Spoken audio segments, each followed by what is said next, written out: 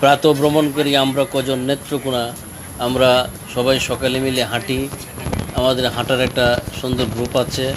আমরা সবাই হাঁটি এবং 1 ঘন্টা হাঁটার পরে আমরা এসে চা নাস্তা করি। সবাইকে ধন্যবাদ।